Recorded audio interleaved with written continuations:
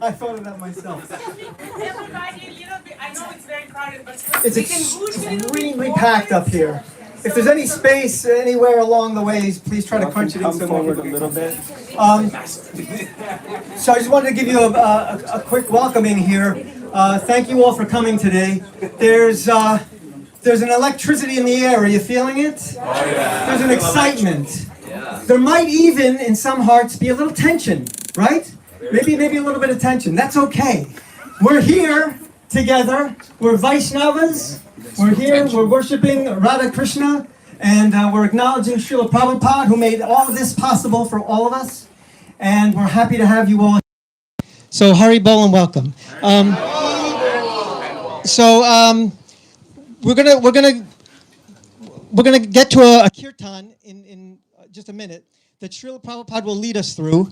This kirtan was recorded in this room in 1966 or thereabouts. So that'll last about 10 minutes, and then we'll have our illustrious speaker come. But I would actually invite you to come up now if you would. Yeah, we have a seat. No, just we're going to garland Srila Prabhupada. We would like for you to garland Srila Prabhupada.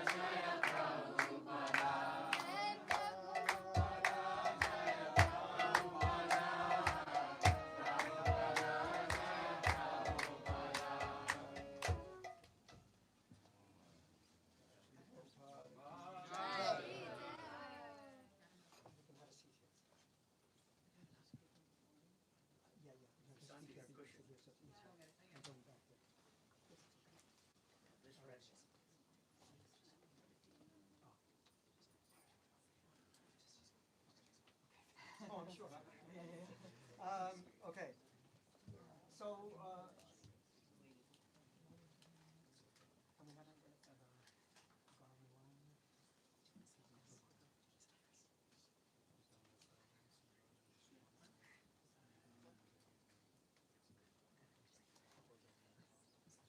thank you for bearing with us.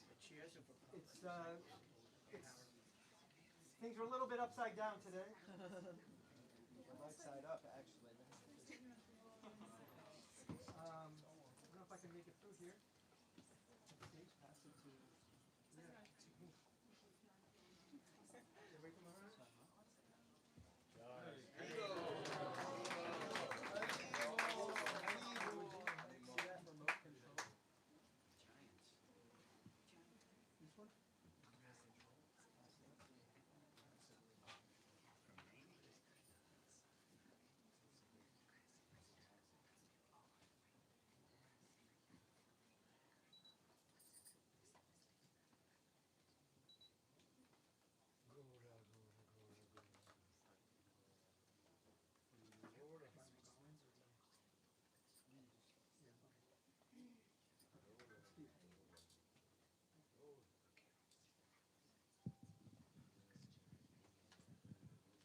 Okay, so now we will have the kirtan. This kirtan, as I said, 1966, right? So it was so early that Prabhupada's students did not yet even know the Panchatattva mantra.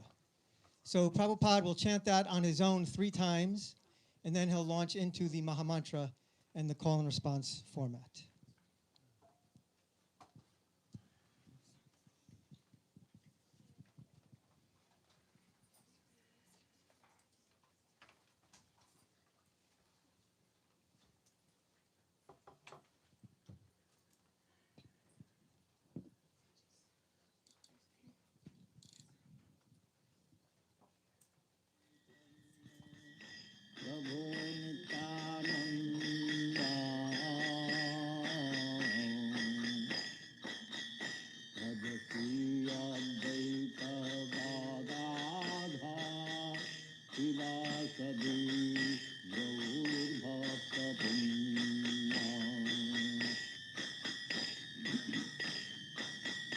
Radhati Krishna Chaitanya Prabhu Nityananda Radhati Advaita Gadadhar Sivasadi Gaurabhaktabindam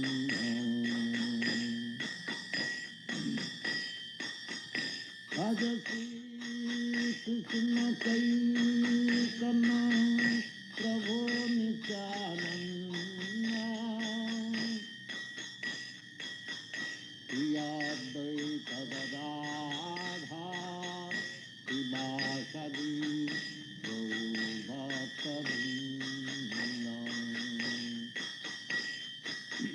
Hare Krishna, Hare Krishna, Krishna Krishna, Hare Hare, Hare Rama, Hare Rama, Rama Rama, Hare Hare, Hare Krishna, Hare Krishna, Krishna Krishna, Hare Hare, Hare Rama, Hare Rama, Rama Rama, Hare Hare, Hare Krishna, Hare Krishna, Krishna Krishna, Hare Hare, Hare Rama, Hare Rama, Rama Rama, Hare Hare, Hare Krishna, Hare Krishna,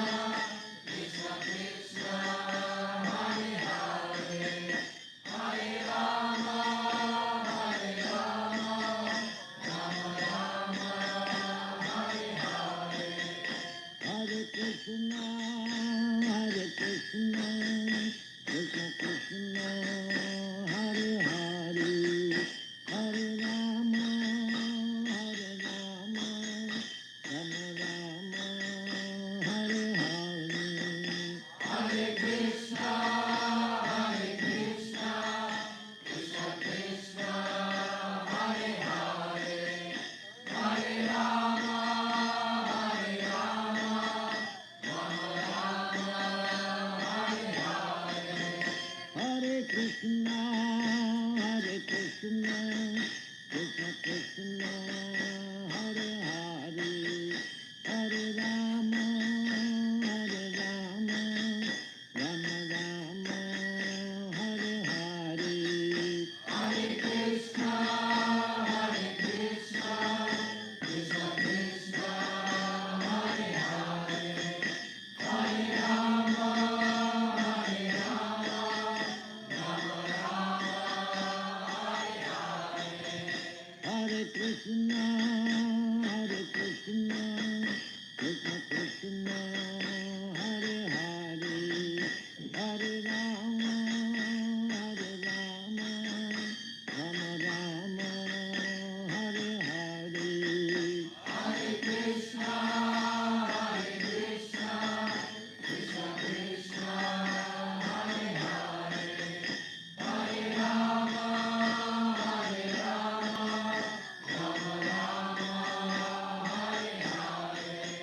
Hare Krishna, Hare Krishna, Krishna Krishna, Hare Hare, Hare Rama, Hare Rama, Rama Rama, Hare Hare, Hare Krishna, Hare Krishna, Krishna Krishna, Hare Hare, Hare Rama,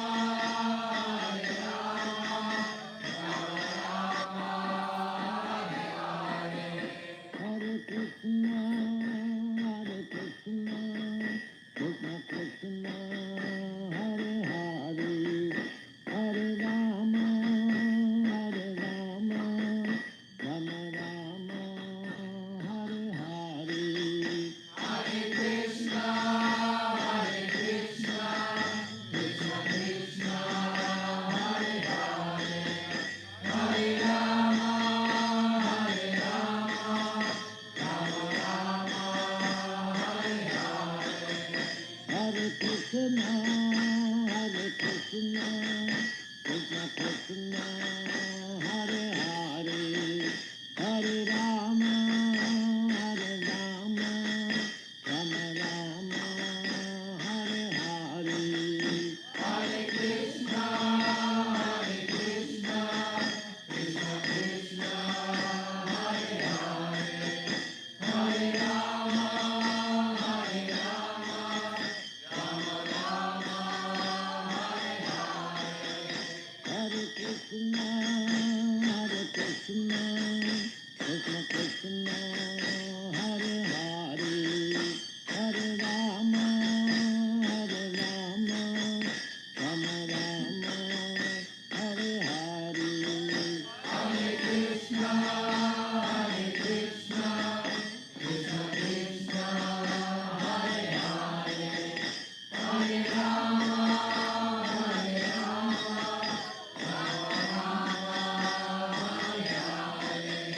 Hare Krishna, Hare Krishna, Krishna Krishna, Hare Hare, Hare Rama, Hare Rama, Rama Rama, Hare Hare.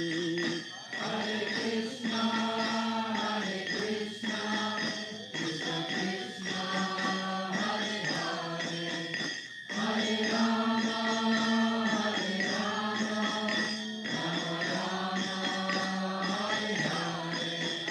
Hare Krishna, Hare Krishna, Krishna Krishna, Hare Hare, Hare Rama, Hare Rama, Rama Rama, Hare Hare. Hare Krishna, Hare Krishna, Krishna Krishna, Hare Hare, Hare Rama, Hare Rama, Rama Rama, Hare Hare. Hare Krishna, Hare Krishna, Krishna Krishna, Hare Hare, Hare Rama, Hare Rama, Rama Rama, Hare Hare. Hare Krishna, Hare Krishna, Krishna Krishna, Hare Hare, Hare Rama, Hare Rama, Rama Rama, Hare Hare. Hare Krishna, Hare Krishna, Krishna Krishna, Hare Hare, Hare Rama, Hare Rama, Rama Rama, Hare Hare. Hare Krishna, Hare Krishna, Krishna Krishna, Hare Hare, Hare Rama, Hare Rama, Rama Rama, Hare Hare. Hare Krishna, Hare Krishna, Krishna Krishna, Hare Hare, Hare Rama, Hare Rama, Rama Rama, Hare Hare. Hare Krishna, Hare Krishna, Krishna Krishna, Hare Hare, Hare Rama, Hare Rama, Rama Rama, Hare Hare. Hare Krishna, Hare Krishna, Krishna Krishna, Hare Hare, Hare Rama, Hare Rama, Rama Rama, Hare Hare. Hare Krishna, Hare Krishna, Krishna Krishna, Hare Hare, Hare Rama, Hare Rama, Rama Rama, Hare Hare. Jai Paramahansa Pribrajataja Sadhara Sarasana Bhakti Siddhanta Saraswati Goswami Prabhupada ki jai, Ananta Koshi Vaishnavrinda ki jai, Namacharya Srila Haridas Thakur ki jai, Prem se kaho Shri Krishna Chaitanya Prabhu Nityananda Shri Advaita Gadadhar Shivasadi Gaur Bhakta Vrinda ki jai, Shri Radha Krishna गोप गोपीनाथ श्याम कुंड राधा कुंड गिरी गोवर्धन की जय, वृंदावन धाम की जय, नवद्वीप धाम की जय, समवेत भक्तवृंद की जय. All glories to the assembled devotees, all glories to the assembled devotees. Gaur Pramanande Hari Hari Bol. Srila Prabhupada ki. Thank you very much. So, we're all here because of our special guest, perhaps. So, she doesn't need an introduction. I'm going to give her one anyway. Brief one. There's a good chance that you were on that recording, probably, right? Good chance. Good chance. How often do you get that? That's amazing. Initiated in 1966, right here at 22nd Avenue, when she was just 19 years old. Jadurani, Devi Dasi, right now known as Shamarani. And also Jadurani, yes. Yes. Well, the two, Jadurani and Shamarani. The two and only. She received detailed personal guidance from Srila Prabhupada about how to paint the paintings from Shastra. And she worked very closely with him. Just a couple of her achievements that popped out at me, because she's done so much. She's authored 2 books, her memoir, The Art of Spiritual Life, and a compendium of all of her artwork called Bhakti Art Illuminations. In 2013, the World Vaishnava Association gave her the Adarya Award. Organizers of the 2018 Bhakti Fest gave her the Spiritual Humanitarian Award for her contributions to devotional art and philosophical teachings, which was presented to her by Deepak Chopra. She's one of the most legendary devotees in ISKCON's history, and probably the most legendary artist. And she is here with us tonight. Jadurani.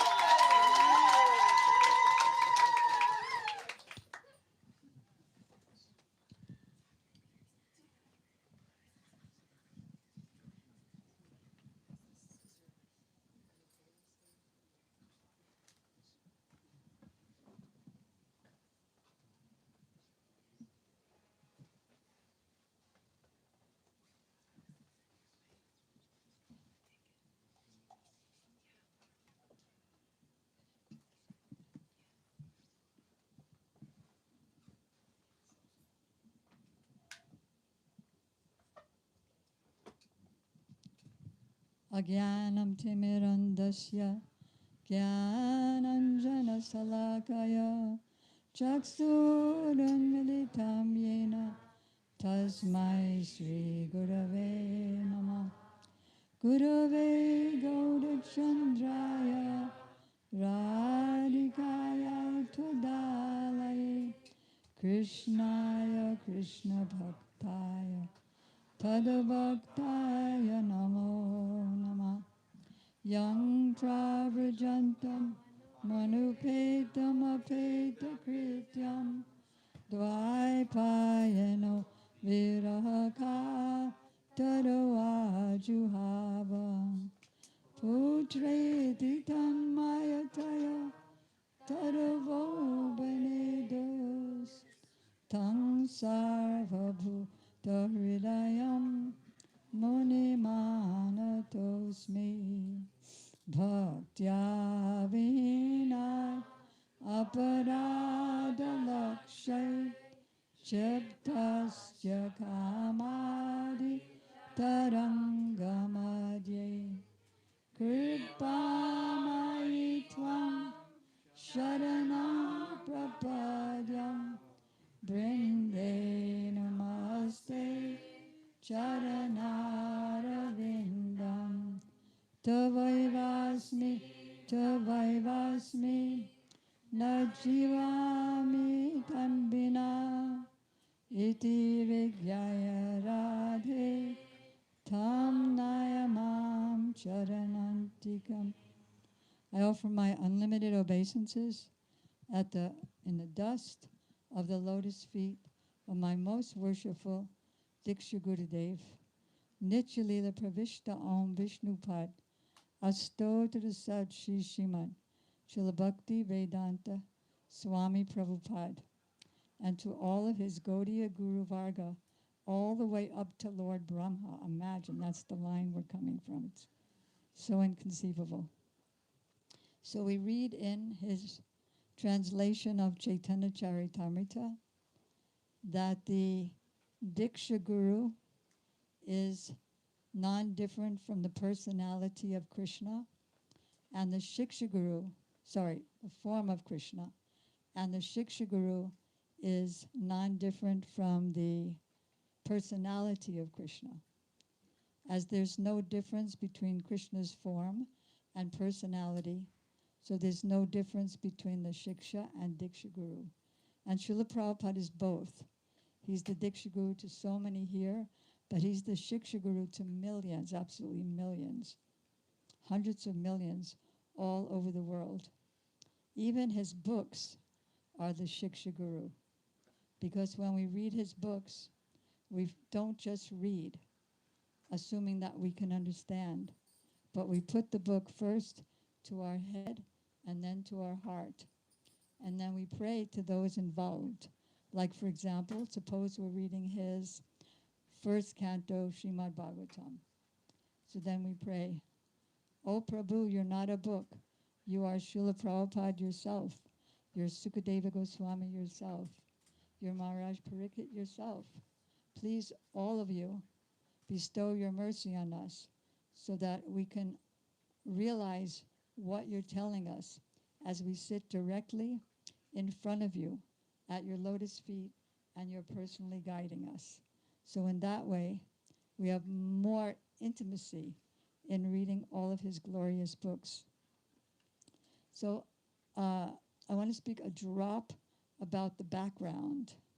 That is, the 60s was something like today's day, in the sense that especially the youth were searching for some truth in a dark world where they had given up all of their faith in the parents, the teachers, the government leaders, didn't agree with things about war, political decisions, and so many things that were a crazy world. So the youth, including myself, took shelter of the what we called freedom fighters in the name of folk singers, telling us that the answer, my friend, is blowing in the wind. The answers are blowing in the wind, but we couldn't grab those answers from the wind. Exactly at that time, Srila Prabhupada came. You all know about how he came on the freighter with no money, 40 rupees that couldn't be changed into American currency. First going to Boston, then going to New York. In New York, going to the Upper East Side, and then to the Lower West Side. West Side meaning, at that time also there was a rise of what they call beatnik intellectualism and light shows, psychedelic light shows, and so many things that they considered going over the wall to the other side, going to something else that they didn't know what it was. And at that time, Srila Prabhupada came, and I met him and his third kirtan and in Tompkins Square Park, or the Lower East Side, sorry, made a mistake. So he'd sing just like he's singing just now, and then he'd give a short speech saying, "Thank you all for participating in the Krishna consciousness movement. And there's no cost, no one will charge you, no one will check you." And so he was inviting everyone. Then at that time, I was standing there starry-eyed, thinking that this person looks like he descended from another planet on a magic carpet. They did have the oriental rug from the temple. And in the Prabhupada had them roll up the rug, and they all left. And I was left there just wishing that I could be there with them. And a stranger walked up to me and said, "Would you like to go to the temple?" I didn't know what the temple was. I'd never heard of Krishna before, but I said, "Sure." So he walked me to the temple and then completely disappeared. So I went in there, and this was the temple, but it didn't exactly look like that. There were those tapestries, silk tapestries on the wall, oriental rugs on the floor. His Vyasasana was similar to this. It was covered by dark velvet with a little bit more blue in the color where the curtains are to the walls and behind him and to the two sides. And there was a sink. I don't know if it's still there. There was a sink behind that curtain. And then this door here leads, if you turn left, there's a courtyard where later on we would have, everyone would take the Sunday feast, lots and lots of guests, something like it is now. And we would all sit in the courtyard and in the temple room. And then if you go a little further, there's the back building. And then you go up two stairways. And then on the right side was Srila Prabhupada's quarters. So when I first came, I hope the people in the back can comfortably come forward. So when I first walked in, the same devotees who were chanting outside, Radhanath Swami ki jai ho. I was already embarrassed, and now I'm way too embarrassed. Panicky for two reasons. One, for the senior devotees who are here, and also there's so many remembrances that I didn't know how to pick and choose. So fortunately, I have hundreds of memories in this book called Art of Spiritual Life, which is a pun in the sense that, like, the art of cooking, and then there's the art, like the paintings, of spiritual life. So Vasanti here will have a table in the back if anybody wants to get that. So I was here. This is where I first walked in. There were tapestries, but not only with Krishna pictures. There were Krishna pictures of Krishna dancing on Kaliya, Krishna a little younger, embracing the calf, and Krishna with Radha and a cow in the middle of them. But there were also like pictures of Lord Jesus and pictures of modern Indians, ladies carrying these big jugs. So it was a bit of a hodgepodge when I first came. And then gradually, Prabhupada introduced it to be only Krishna. So they invited me to come upstairs to Prabhupada's quarters. And that was an initiation day as well. So there were gladiola flowers all over, and flowers all over the place.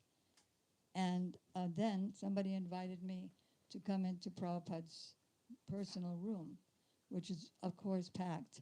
And as anybody greeted him, like that or like that, he just greeted them right back.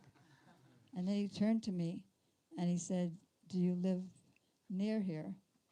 And because I was part of the whole hippie culture, I said, "Yes, I live very near," thinking that I was all pervading. And most people were like that, thinking that this is all a dream. Yes, true. But then when the dream is over, you disappear and become nothing. In fact, one question to him was like that: don't you become nothing? And Prabhupada said, when you dream and then you wake up, you're still there. And that's the actual philosophy. So then somebody invited me to come in the back room where Srila Prabhupada was greeting everybody.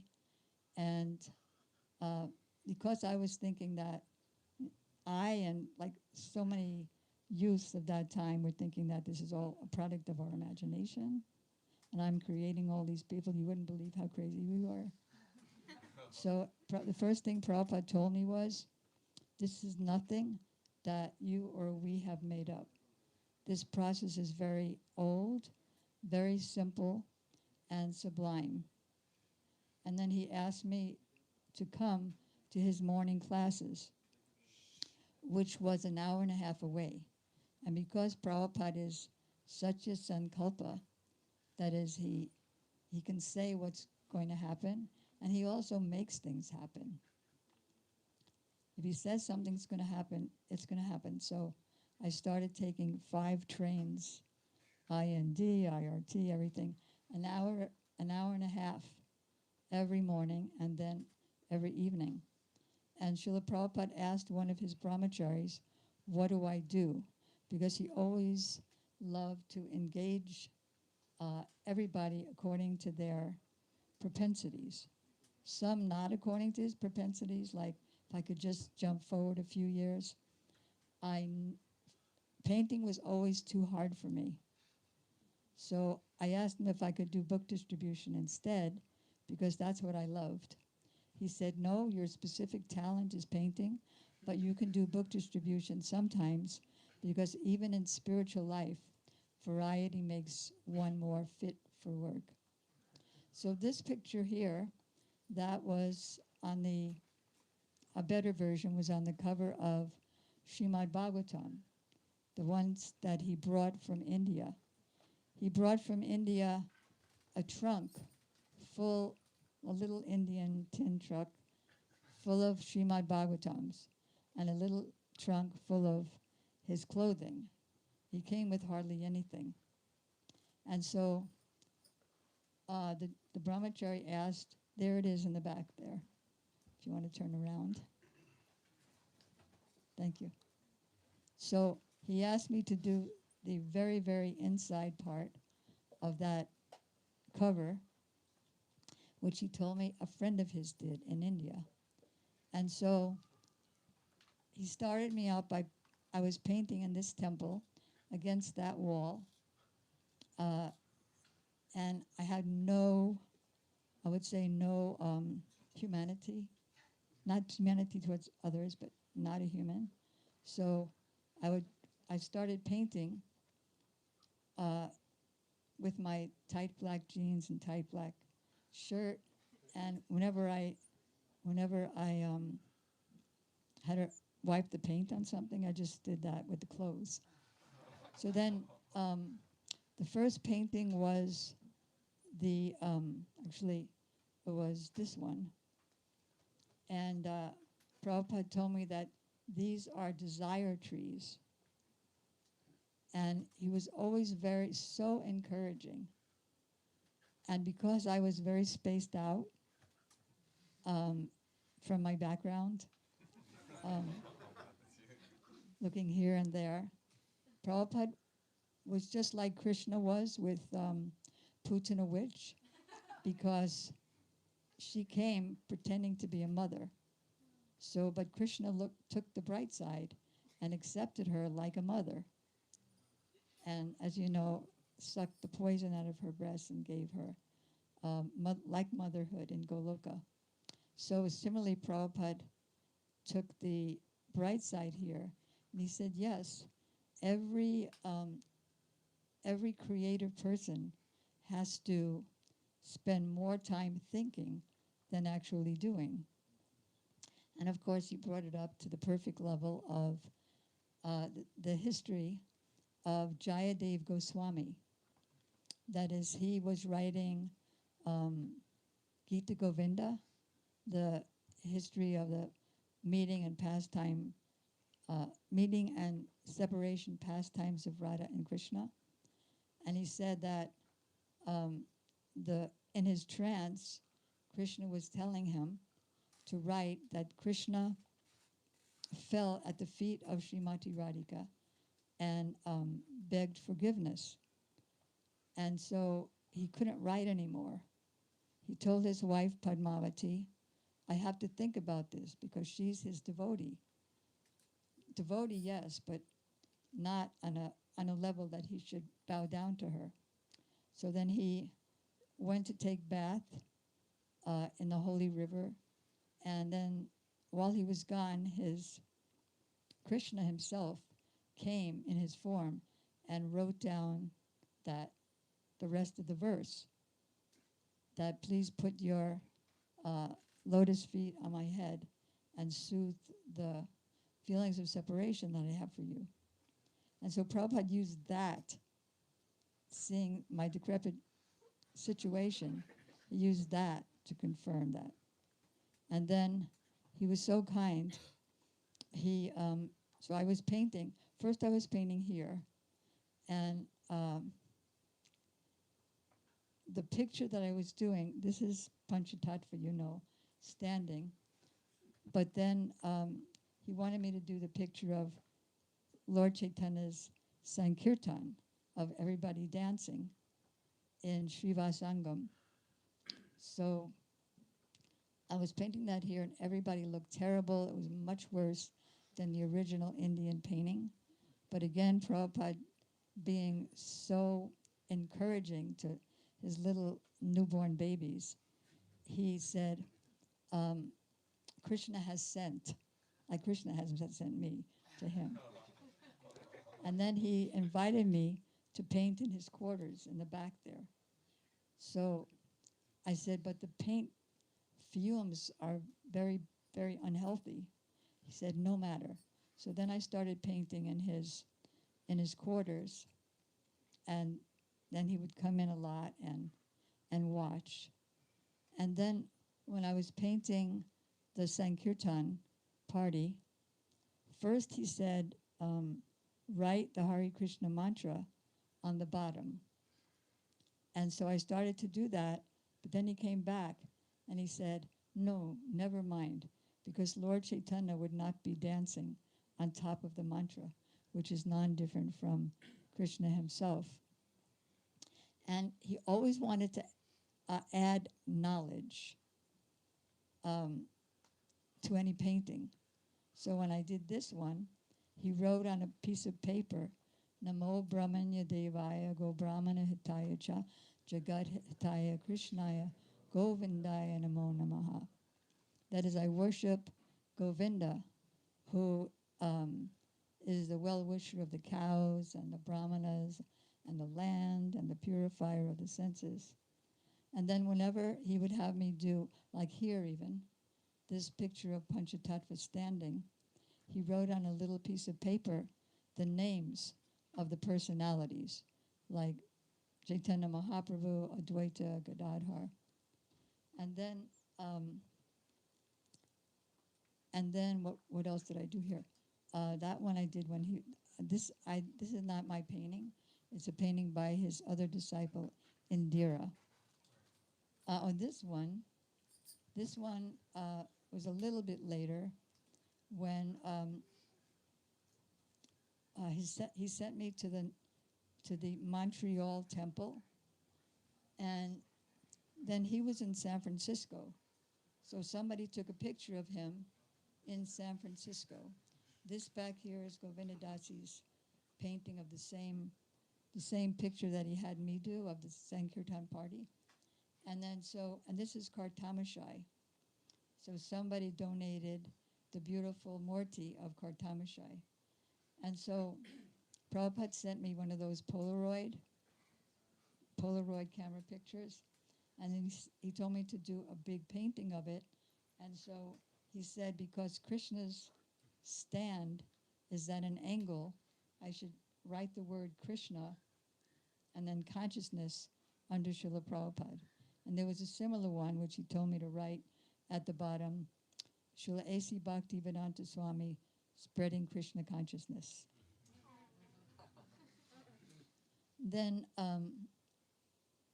one day he went into his kind of Almira and he pulled out a picture of Mother Yasoda feeding Krishna.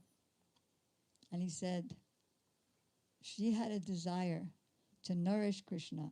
And so Krishna made her his mother. He said, we have no desire to become one with God. We want to become greater than God, just like Mother Yasoda, who thinks if I don't feed Krishna, he'll die.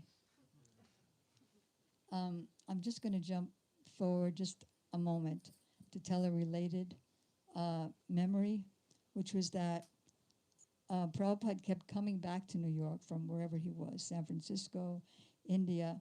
So one time when he came back, so we were in the Boston Temple, and we closed the Boston Temple hearing that Prabhupada was now in New York. And we all came down to see him.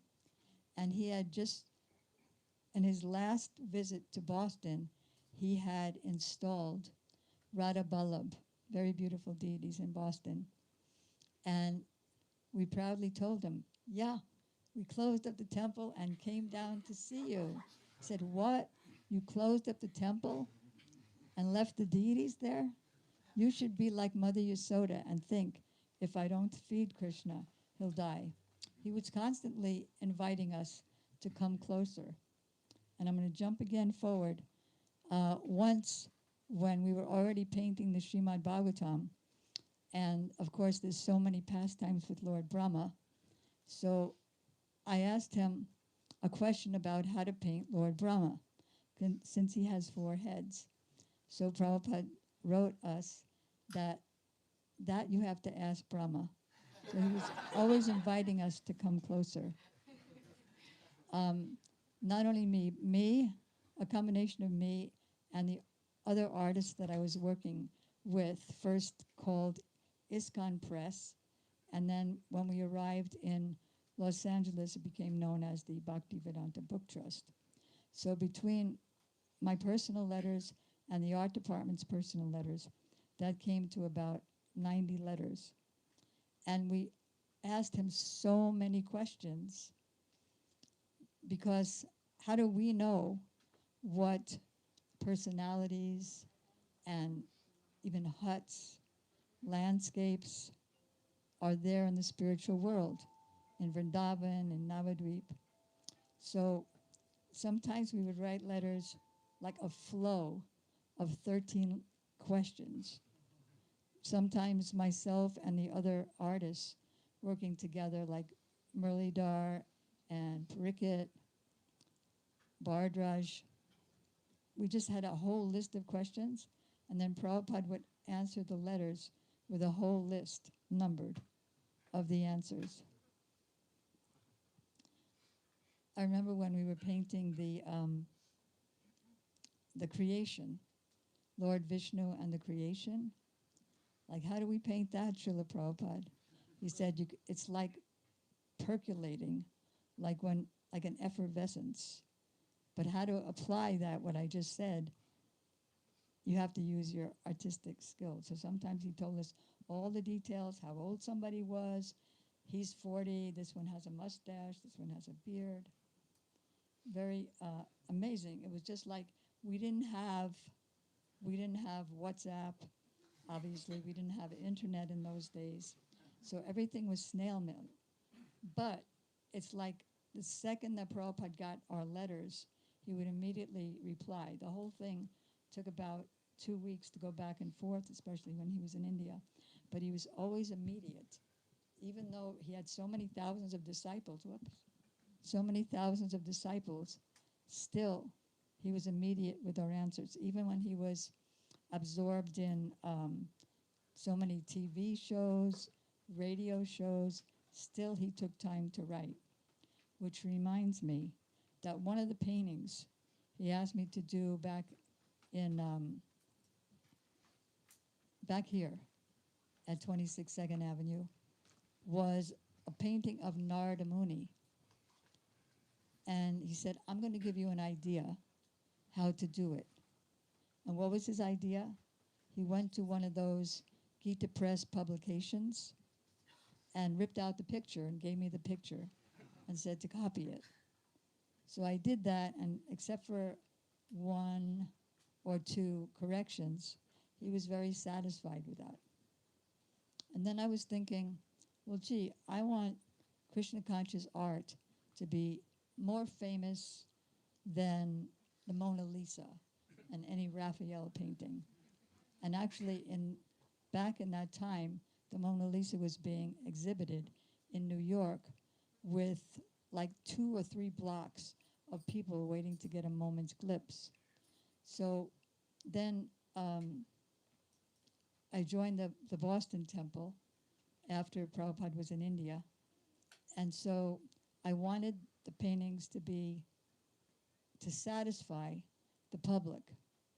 So I went to the library, went to the picture section, and saw so many pictures of Lord Jesus with that, it's not quite a dhoti, but it's kind of like a triangle that he wears with muscles, gaunt cheeks. So I thought, yeah, we're going to satisfy all the public so that they'll purchase these paintings and they'll make so much benefit. So I made my second Narada Muni with gaunt cheeks and muscles and that kind of a dhoti. And then I sent it to the San Francisco temple. And so all the devotees were raving, and our kirtans were ecstatic. We jumped up to the ceiling. And then, lo and behold, Prabhupada went there. And he didn't have the same response. He wrote me that you are already a great artist. I don't know why you want to satisfy the senses of the rascal public. We only want to satisfy the senses of Krishna and our disciplic succession. I'm continuing with his letter. Just the other day, our great artist, Govinda Dasi, she came with me to a Unitarian church to give a class. And when I asked her, what are those pictures on the wall? She said, oh, that is modern abstract art. But I could see nothing but bamboos and logs. None of it impelled my Krishna consciousness. So if you want to be an artist like that, first, if you want to be, because people aren't even interested in how good the painting is. They're only interested in the reputation of the artist, and then it sells. So, but it'll take you a long time to become a famous artist like that. And we don't have any time to spare because we have to give every moment to Krishna consciousness. So before we leave this present body, we have to become fully Krishna conscious in this life. In fact, now that I'm saying that, it reminds me of something he said back in 1966. He called me up to his quarters just to tell me one thing. He said, we have to leave this body today or tomorrow, but before we leave, we have to become fully Krishna conscious, and that's very high, like asakti, bhav, prem. But that's what he was appealing to us to become. So he said, I was thinking that the art could maintain our society. But now I'm thinking that the art, it's not going to be on the competitive market for selling pictures of Bhishma and Narada Muni. Better not to care about them because their senses they're just rascals, the public. Better to send our paintings to the temples without any price. Then I'll be happy with that. So you can imagine how depressed I got. It's hard to commit suicide. So, but that's what I was thinking. I wanted to just go into a hole, cover it up, and that's it. So I wrote him a letter of apology. It was a 3-line letter apologizing. So then he wrote back and he said, I could tell you're depressed. Don't be depressed. Just go on working. The thing is that there was a Hindu, and he was out of home, and he had to pass through a forest. And there's a law in Vedic culture that a Hindu can't eat at any place of a Muslim or a Christian or anywhere except except at the house of a Hindu Brahmana. But he was so hungry that he knocked on the door. It was a Muslim or a Mohammedan, and the man fed him, but it was too little. He said, I'm still hungry, but the man didn't have any more. So then he went on his way, but he was thinking, I've lost both ways. I lost my caste, and still I'm hungry. So Prabhupada's explanation of that was that to try to become a famous artist, get your reputation, will take a very long time, and you probably won't get there. And at the same time, you'll miss out on your Krishna consciousness. That's the only thing to concentrate on. So he just kept stressing and stressing and stressing that. So the first Narada went up on the wall at 61 Second Avenue. I think Jayadurani Swami probably remembers that. And the second one didn't go anywhere.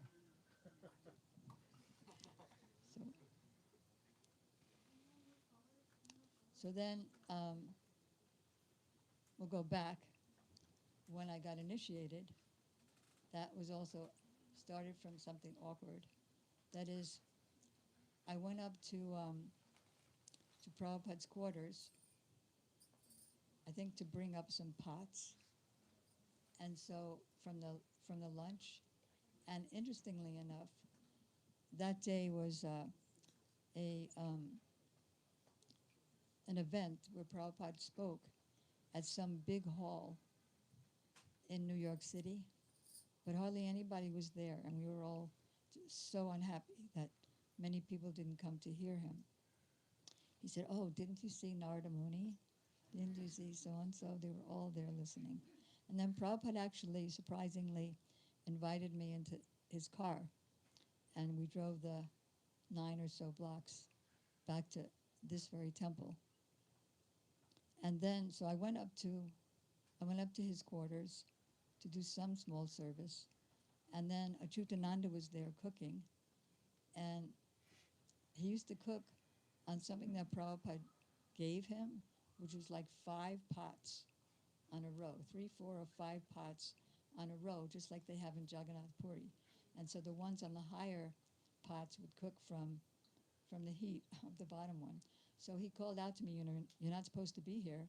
You're not initiated. And then I started to panic a little bit. And then I saw Prabhupada in the back room.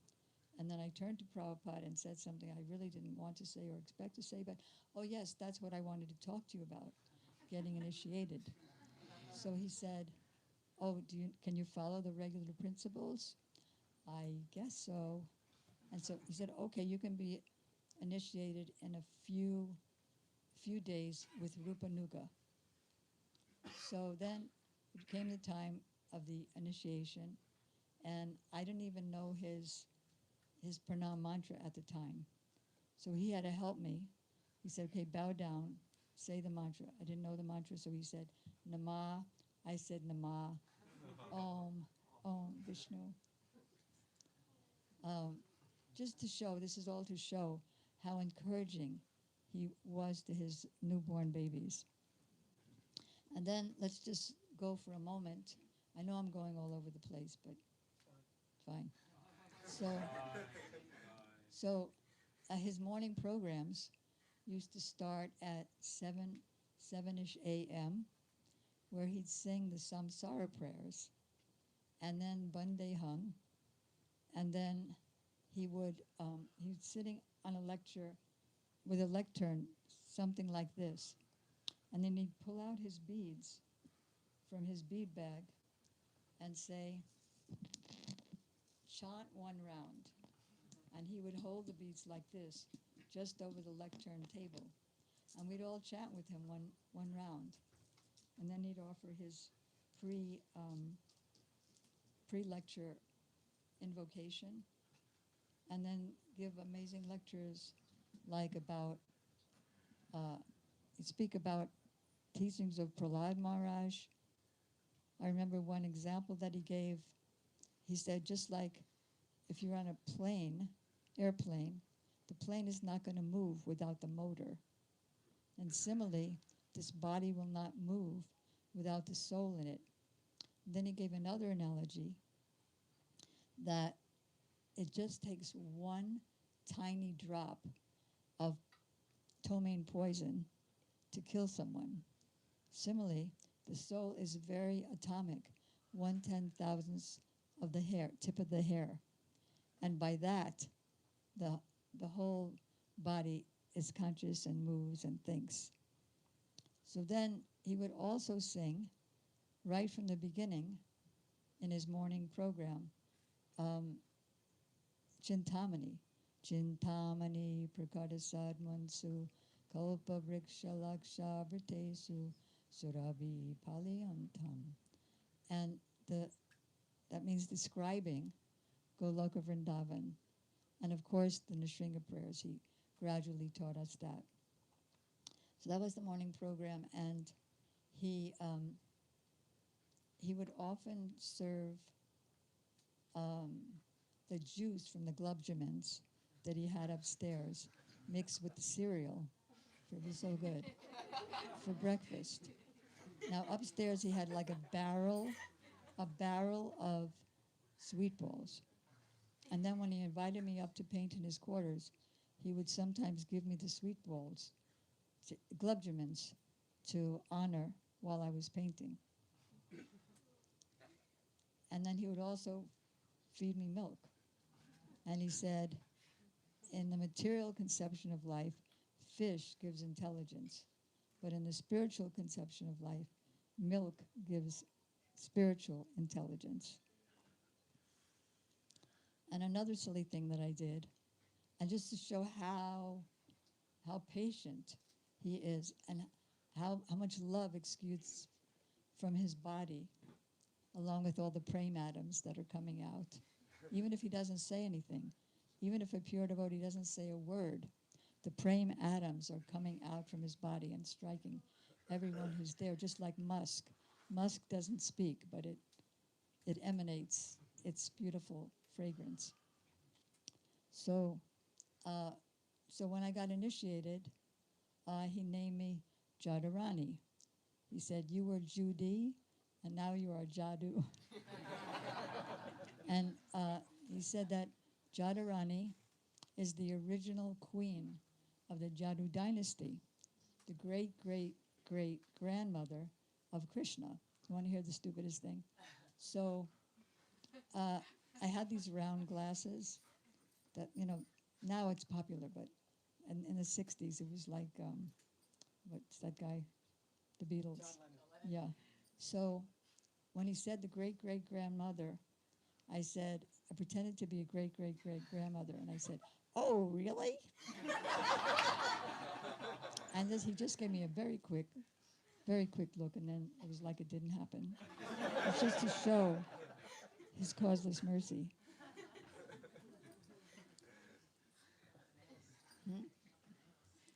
Oh, the nails. Thank you for reminding me. So, he was just like a friend. Like he not came down because he can never come down from his ultima position, but he acted like a friend and a father. And so sometimes when he had me do a painting up in his quarters, and then I was up to the framing part, I bought the stretchers in a local art store, and then you wrap the canvas around that, and I put it on with thumbtacks.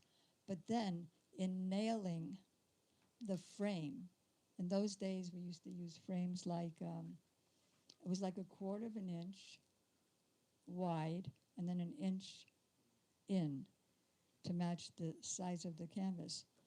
And so he actually took an Indian pestle that you use for grinding spices, and he personally nailed the nails into that frame. That's how amazing he was.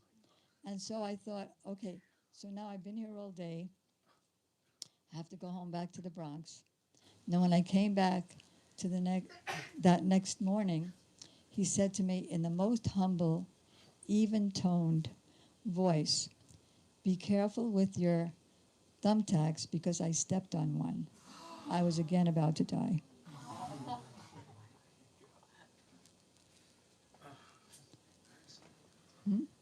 The Sringadev painting. Okay, good. So, yep, still up there in his quarters. Hayagriva brought some pictures back from India, and one of them was about this big. It was hanging on his wall. And there was Lord Vishnu in the causal ocean in the middle. And then there was the 10 Dasavatar around. And one of the pictures, one of the Dasavatars, was Lord Nrsingadev. And Lord Nrsingadev was about this big. They were all about this big. Lord Vishnu in the causal ocean was a little bit bigger. So he went over and pointed to Lord Nrsingadev and asked me to do a big, this size, painting of Lord Nrsingadev killing Hiranyakashipu. So you can imagine it was hard to see, to get details. But I was in the middle of painting it in the room that I painted in. Was like, he has his back room. That's where he spoke on his dictaphone and dictated the teachings of Lord Chaitanya. Incredible. If you haven't read it, you're really missing out on a lot. So he would dictate at that time teachings of Lord Chaitanya. It's like really a condensed version of the whole Chaitanya Charitamrita. So he was there in the back room, and I was painting in the front room. And so I forgot what I was going to say, Nrsingadev. So, yeah, I was painting Lord Nrsingadev, and then he walked into the room when I was almost at the end. And he said, "There's hardly any blood here. If God is not ferocious, then where does ferocity come from?" So then I put a lot more blood. As you can see when I did that painting for the 7th canto, it has a lot of blood. And who was posing? Srila Prabhupada was posing like that. And you could almost see, if not see, long nails coming out of his hands. And then he would say the English, in your lotus hands, you have long lotus nails with which you ripped apart the wasp-like Hiranyakashipu. And then, in order to make himself look like an angry Lord Nrsingadev, he crossed his eyes. And if anybody ever tried to do that, you know it hurts. And so we didn't have any, like these cameras that we have now. You just click it and there's the picture. So, so I was just drawing. So I was trying to draw him with a pencil and paper. We didn't even use cameras then. Just with pencil and paper. So I forgot how we did the crossed eyes. I said, "Could you do that again?" And so we immediately did it again. And then he had 2 of the first ISKCON leaders, that is the treasurer, Gargamuni, who he called Gargamani because he was the treasurer, and Brahmananda Prabhu, who was the president. He had them pose for Hiranyakashipu and the Sringadev. What? The bed. Oh yeah. So when I was doing the Nrsinga painting, the picture in the little tiny picture, I couldn't tell what a Indian rug looked like. So I went into his room while he was still sitting there. Incidentally, just how humble he is. The seats that he was sitting on were all like secondhand donations from what his disciples used. So he was sitting on a bunch of them to make a soft mat. and doing his own writing work. So I came in, and there was a picture of Sita, Ram, Hanuman, and Lakshman to the upper and to the side. So I was looking at that, kind of like a little bit jumping, so that I could see better. He said, "What are you doing?"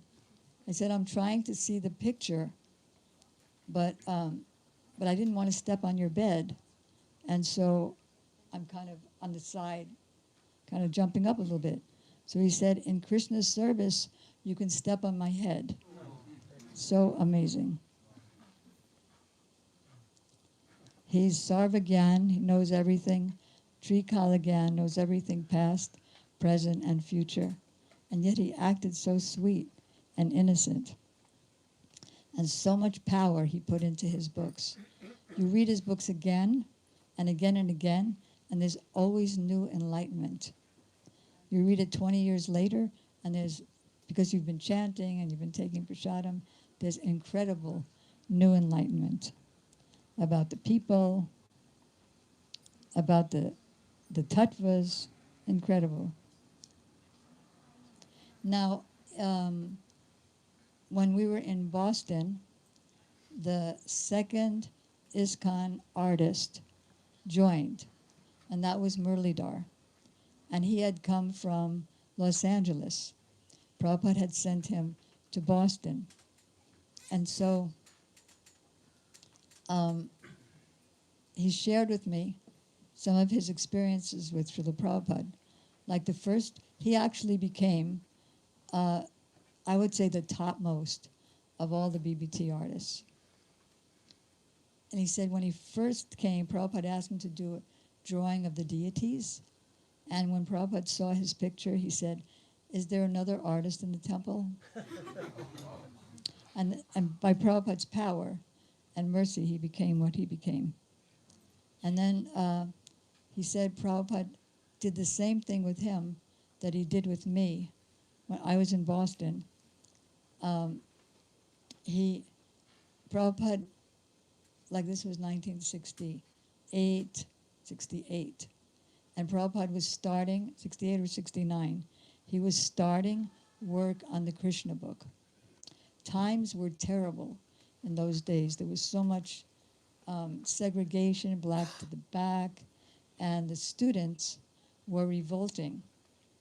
Instead of, when they would go to their graduation, they would really be holding up pickets.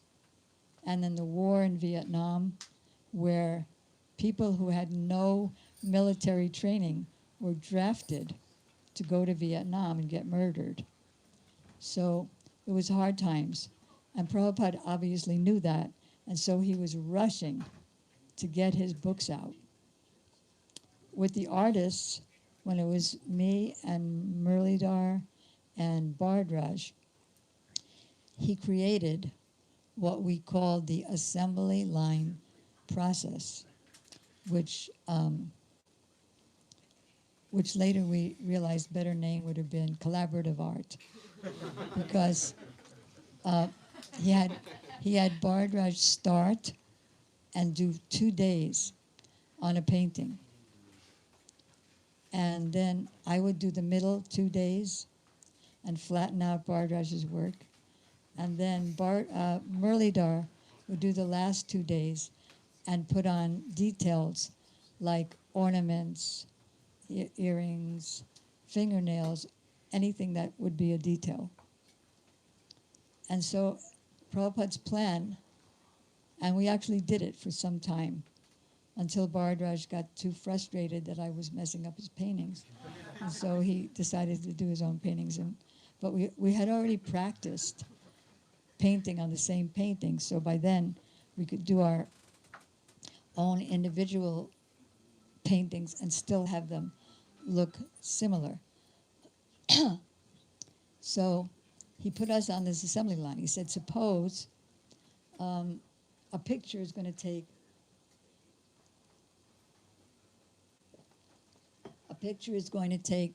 6 days to do,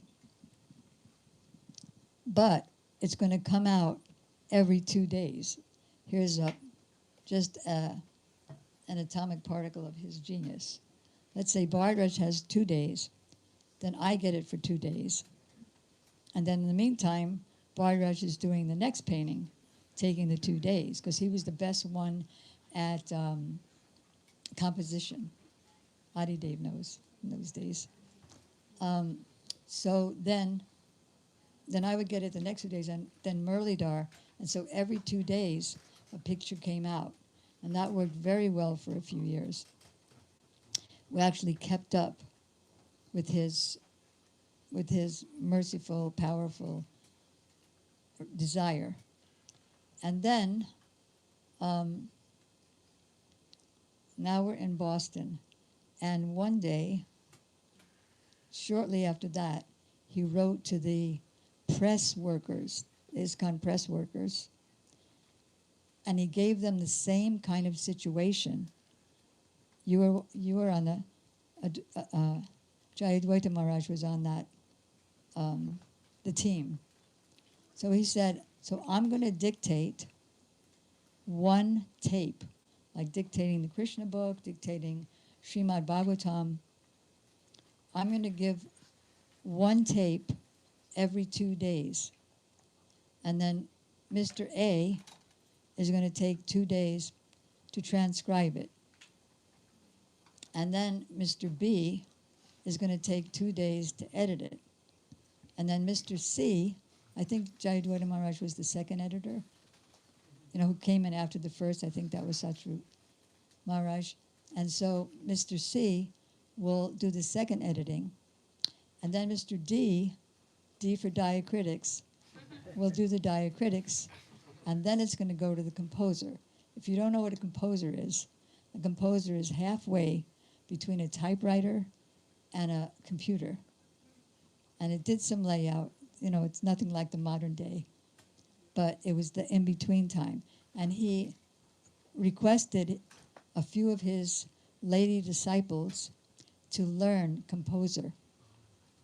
And then he put the devotees, so he said, so then it goes on the computer, it gets laid out. So every 15 days, another tape will be ready. Oh, and I want a copy too. So send me one copy of that. And by this, every, I forget how many months, a few months, a book will come out. So in the next 10 years, 60 books will be published. And it was practically that happened. So everyone was around the clock. By Prabhupada's order, the composers, there was 2 composers, 2 machines, and 2 typists. They would stay up all night. Or one would stay up all night, one would stay up all day. And so he made that happen. That's how all of his books came out, by his beautiful genius. And then sometimes he would come and visit ISKCON Press. In fact, one time back in 1969, we didn't send out the books for printing outside. The first was in this very temple. In the back of the temple, there was the first ISKCON press. And it was about that big, that wide, and it was a crank one. So you crank out the words, and I was doing drawings. You can't do a painting on a press that cranks. So it was like a stencil. And then you crank it out, and we would sit here on lines collating the Back to Godhead magazines. And then one time, I decided to copy, for the Back to Godhead magazine, to copy a Gita Press drawing of Krishna sitting on the tree, having stolen the garments of the young gopis, and then they're there covering themselves up. So that wasn't too bad that I copied that. But then I copied the commentary from the Gita Press publication, who Prabhupada said are all Mayavadis, don't have anything to do with them. Although he did say, when he was taking a tour of the press, that just like everyone who speaks Hindi has a Gita Press publication, I want that everyone who speaks English should have an ISKCON Press publication. So anyway, so I did that, right. So then I did that, the drawing, but then I made the commentary in the Back to Godhead magazine the same as from the Gita Press publication of the large paintings, that this is a symbolic story, and it just shows that everyone should become naked before God. And so an advance copy of that magazine went to Srila Prabhupada, who was in San Francisco at the time, and Rai Rama was also, he was the first editor of Back to Godhead. In fact, that's frustrating. So many things come and you don't know which to grab. So then I was in the Montreal temple now to help start the Montreal temple, which was started by my god brother Janardhan. And now my mind wants to go to a story of Janardhan and Prabhupada. Can I? Yes. Okay. So Janardhan's, huh? Yeah. Could you remind me in a minute? So Janardhan shared with me that he met Srila Prabhupada at Dr. Mishra's, who's another impersonalist, Dr. Mishra's ashram in Upper New York State. And then Prabhupada came there, and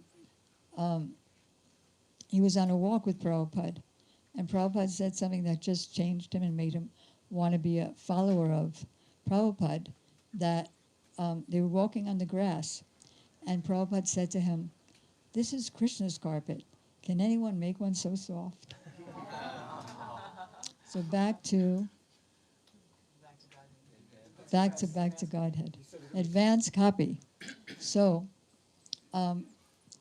Prabhupada told Rai Rama to call us up. We were in the middle of collating. Rai Rama called us up and said Prabhupada's message, which was, "I think you haven't finished collating. So this picture and commentary of Krishna and the gopis should at once be ripped out of every copy. Because this is exactly what I came to the West to stop." It's not symbolic. Krishna actually did accept them. And the next year they actually did dance with Krishna. So I got a lot of chastisement. Also, I did one painting for the third canto. And third canto, that was, I forget who's speaking, Sukadeva or Sutta.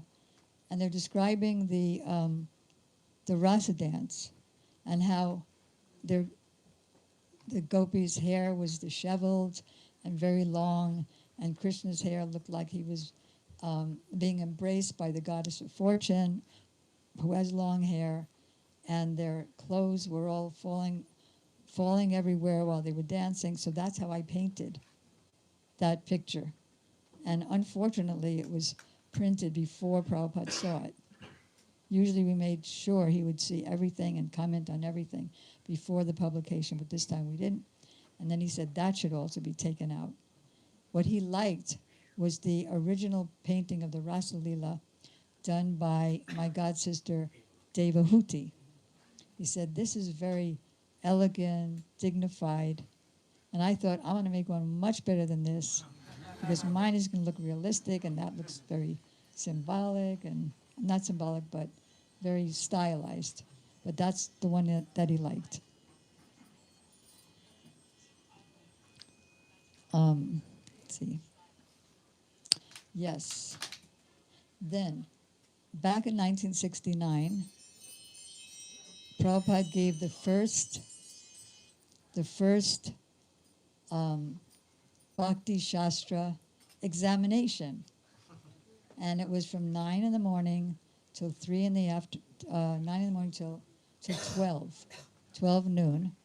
And fortunately, it was an open book test. So the questions were like, who is Krishna? Is this a religion or is it a religious faith? Who is the source of all religion? Dharmam Shakshat.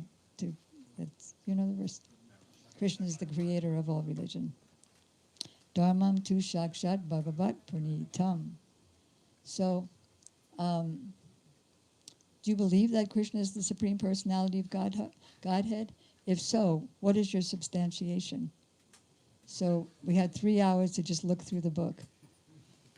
And then, on that same day, he wrote to the Boston devotees, and he referred to his Guru Maharaj's drawing that he had done. It's a round circle with lots of you have the deities and the name and the press and like cartels for the Harinam. And he said, my Guru Maharaj, Srila Bhakti Siddhanta Saraswati Thakur, wanted that the press and the Sankirtan go on simultaneously, hand in hand. So I want you in Boston to be the example of that, which he made us do. And how press?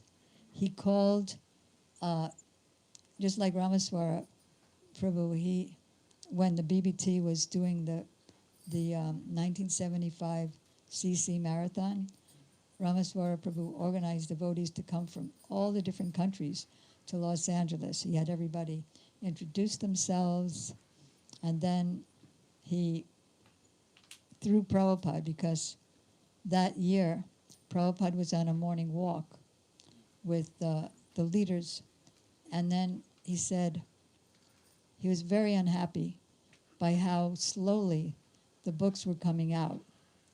And he said, I want the Chaitanya Charitamrita out in 2 months. And so Ramaswara Prabhu told him, Prabhupada, that's impossible. That's 17 volumes. Well, a couple of them were already printed, but like 15 or 14 were left. Plus 2 volumes of the 5th canto. Prabhupada, that's impossible. So Prabhupada retorted, impossible is a word in a fool's dictionary. And so it happened again by Prabhupada's mercy and Prabhupada's power. So then Boston did become that. The example, Jayadwaja Swami was there at the time with the press. And it did become that example. And then, then I forgot. Let me look at my notes here. Oh yes, way back in 1966 when I first joined, like there's the bathroom, but you couldn't go to the bathroom without Srila Prabhupada's rules and regulations on the inside, pasted on the inside door. That is, he said, all of you who are initiated devotees must attend the morning and evening programs. You must follow all the 4 regular principles, and he listed them. No illicit sex, no gambling, no meat, fish, eggs, coffee, tea, cigarettes, and no gambling. He said, no eating of non-veg, and always chanting the Hare Krishna mantra. Not wasting a single moment. That's all when we were brand new devotees. That was his order. And then he signed it, A.C. Bhaktivedanta Swami Acharya. It's still there? Oh my goodness. That's nice. And then he said, International Society for Krishna Consciousness, gave the address, gave the date, November 25th, 1966. He was very detailed. Like if you'd write him a letter, like sometimes I would forget to write the date on the top of the letter. Usually he'd say, I've received your letter dated such and such. One time I forgot to write the date, and he said, I've received your letter undated. But you are right, you are eternal. when we were first starting the Boston Temple, there were only 3 of us. One was Satsvarup Maharaj, who was the first one there, and Pradyumna, and this beautiful girl's father came a little after that, Damodar Prabhu. So there were only 3 of us at the Boston Temple. So Prabhupada wrote us that there are only 3 of you, but you can act for 300 because the real thing is the consciousness. Then when he came to Boston in 1969 to see that the next press that the devotees had, it was up on the 2nd floor, the DDs were on the 1st floor, and there was this long press machine, perhaps almost as long as the temple. It was very, very long. And so when Prabhupada first, he got a tour of the press. And so when he first came, he offered his full dandavats flat in front of the press machine and said the Jayadwani prayers to his Guru Maharaj. Jai Nitya Lila Pravishta Om, like that, to his Guru Maharaj. And then Advaita at that time, he was in charge of the press.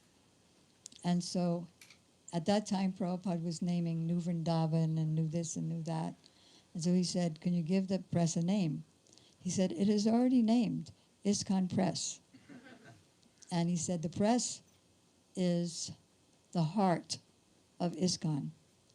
And then Advaita said, you're the heart of ISKCON, Prabhupada. And he said, but the press is my heart. So all of these volumes came out from his heart. And then he went to, and that's when he said about everybody who speaks English should have an ISKCON Press publication.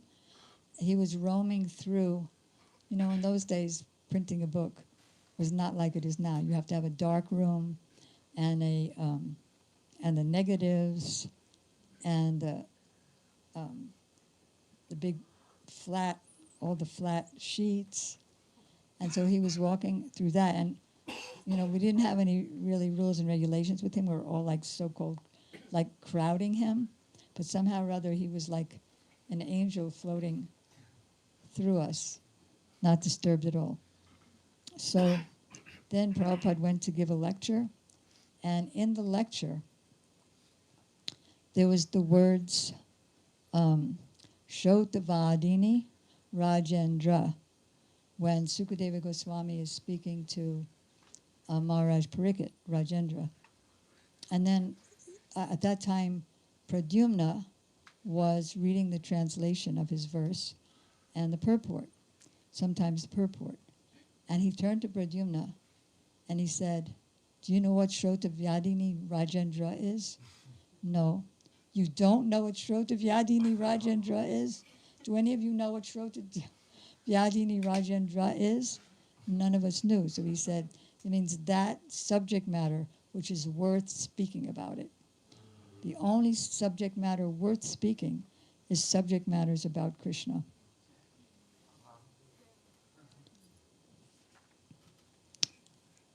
Let's see. What else?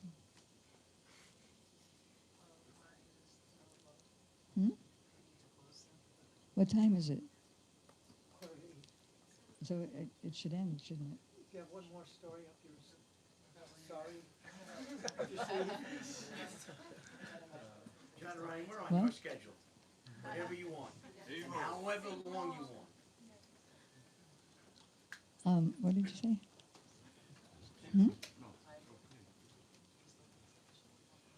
What? Oh, yeah. Mayapur. In 1976, I visited the Mayapur temple, and the first question, because Prabhupada criticized the artists for painting Krishna with long hair, long and out. It was my mistake that Bhardraj used to paint like that, and he was the best of us, technically speaking, so I copied him and we all made long hair. So in 1976, and Prabhupada didn't say anything for years. And all of a sudden, blast, he just criticized us so bad.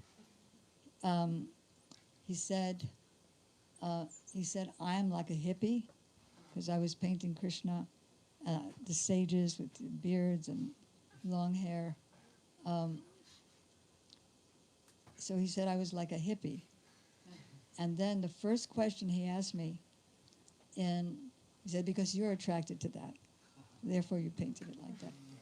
So then in Mayapur, the very first question he asked me, are you still painting Krishna with big bunches of hair?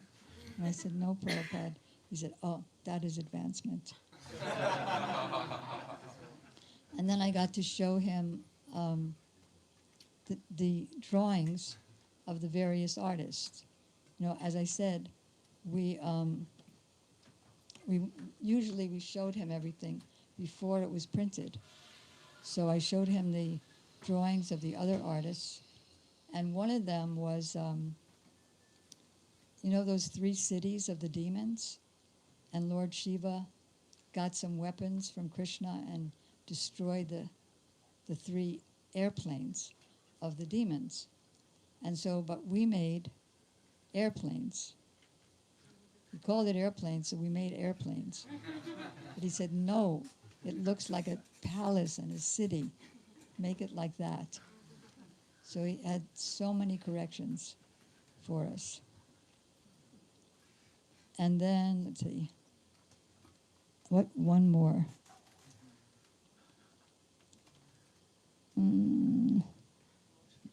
Huh? Let me just flip to something. Yeah, there was a lecture.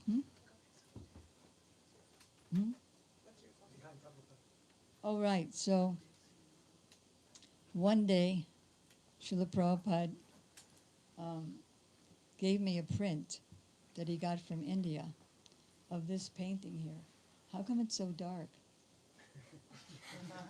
It needs to have a light on it, so it'll get lighter. So he gave me a print of that, and he asked me to do a painting. So then he left New York, and when he came back, I had this painting on the wall behind him, behind his Vyasasana.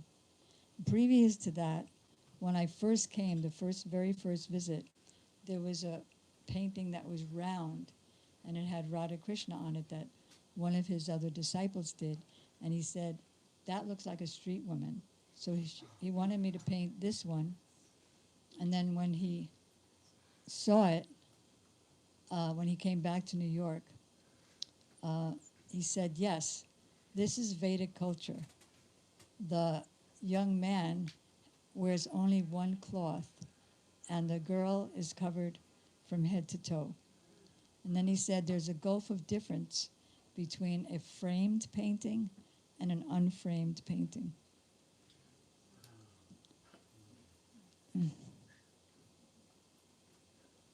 Let's see. Oh yeah, when he was in New York here in January of '67, he was telling us all about Krishna traveling through the universes. And he said a kun, K-S-A-N-A, a kun is less than a second. But he used the word second. And he said, when Krishna takes birth in one universe, that's the first second of that universe. When he goes to the next universe, in the next second, it's the second of the first universe and the first second of the second universe. And then in the next kun, he goes to the next universe. And that's the third second in the first universe, the second in the second universe, and the first second in the third universe. He said, imagine how many universes Krishna visits in his whole time in this material world. 125 years and that many universes. Now, going back to Govindadasi and Gursundar. Gursundar and Govindadasi were Prabhupada's combined servants. And they were also his second artists. Both of them used to draw for his Back to Godhead magazines, and they would also do paintings. So once, Gursundar painted Lord Chaitanya with muscles. So Prabhupada told him he was very strong, but he didn't need muscles. So he was always correcting us. And I think I'll end here because the night is going on. So thank you very much for your kind attention.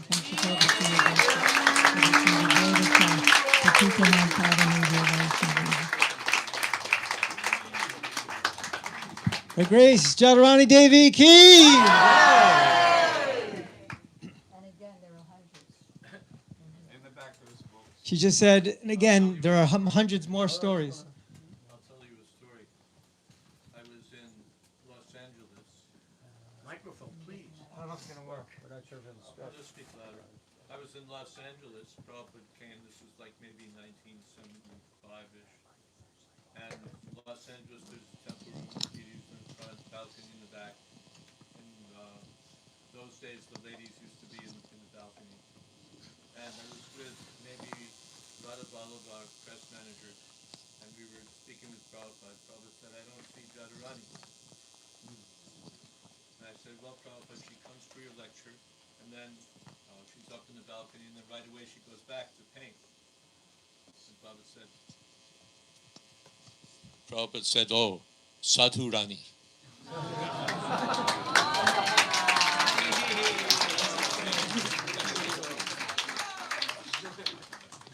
At least the microphone got to you for the punchline.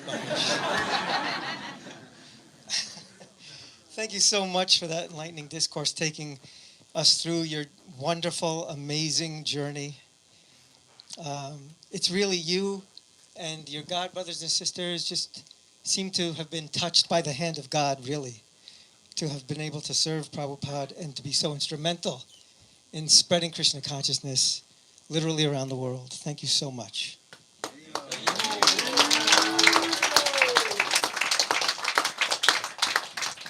Prabhupada wrote me that Krishna's philosophy must be illustrated, but it must be according to the revelation of the disciplic succession. Jai, Jai.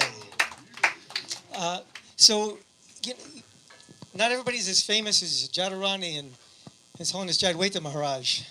We owe a great debt of gratitude to especially those first devotees who came to 22nd Avenue, because that was when Krishna consciousness was probably at its weirdest and its most mysterious, right?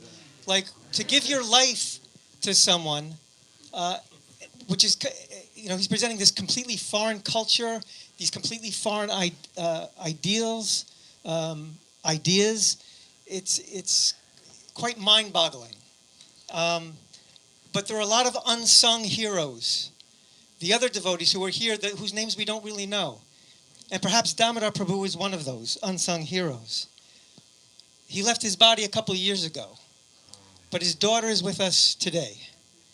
And I'm going to ask her to come and represent her father for a few minutes and share with us about him.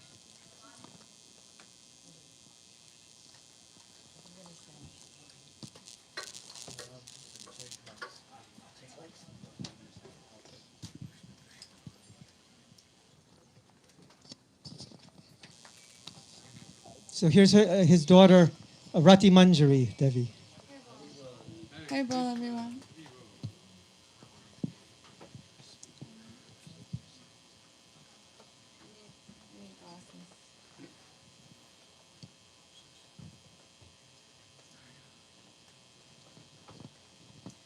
some notes. Technically, I'm not a public speaker like my guru, Jadurani.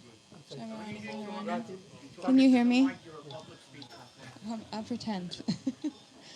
Well, yes, thank you all for having me here today. Hare Krishna. All glories to Guru Parampara. All glories to His Divine Grace, A.C. Bhaktivedanta Swami Prabhupada. I especially want to thank the following devotees who have been instrumental in my being here today. Hansvarup Das, Jainitai Das, and Yadunath Das, who are each being instrumental in the process of honoring my father, Damodar Das, also given the name Adhikari, Damodar Das Adhikari, which was given to householder men who had been seen by Prabhupada as very dedicated devotees. Just like Nanda and Yashoda were householders and very dedicated devotees of the Lord.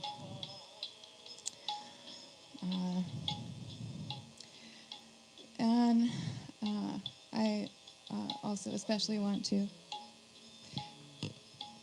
So this is the first film that was made of Srila Prabhupada right here in his rooms upstairs in 1967. This was after the stroke that he had in the spring around, I think, April of 67. And he was returning back to India for his health. And the devotees were all in great distress of having their Gurudev leave and not have his form to assist them and guide them. And my father, who has a Master's of Fine Art in Film from Columbia University, asked Srila Prabhupada if he could make a movie of him, take a recording of him. We call them videos now. So the devotees can have something to remember him, meditate on him in his absence. And this film originally was made as a silent film because at that time the way film was produced, to make a film with audio was very expensive, hundreds of dollars per second. And there's, I don't know, 40 or more frames per second. So it was very expensive. So it was originally silent, and it was later dubbed over with this beautiful recording that we hear of Srila Prabhupada. But my father thought of this as a meditation on Srila Prabhupada. So we'll watch this, or have this continue. And I'll go back to my notes. Okay. And so in honoring my father, Damodar Das Adhikari, 1966, 26 2nd Avenue, disciple of Srila Prabhupada, I am humbled, and it is my honor to be here in the presence of such esteemed Vaishnava scholars and beautiful devotees of the Lord. As I stand before you here today, I ask for your blessings in this process of being here to honor my father and in honoring my beloved Guru, my Guru Devi, my Guru Mata, Her Grace, Srimati Jadurani Shaimarani Maharani. I am unable to adequately convey my love and gratitude to her in my life. Somehow it was a long journey to come to her as her student, as her servant, as her disciple in this Guru Parampara. And yet somehow she was always there, the mystical God sister of my mother and father.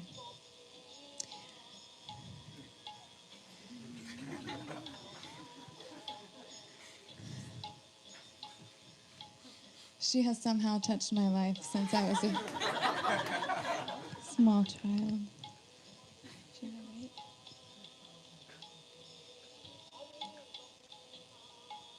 They're talking. Sorry, Prabhupada's talking to my father. And there are people coming in the room. I think it's Gargamuni and Brahmananda. They're coming in. They're asking him some questions because they're preparing that he will be leaving. And then at one point, Kirtananda comes in and brings him prasadam, and he's honoring prasadam, and we see that. But mostly he keeps going back to chanting, and you can see by his expressions how deeply he's thinking about Radha and Krishna and his disciples and what's going to happen. He would say, I am old man, I could die anytime. So he was always thinking this.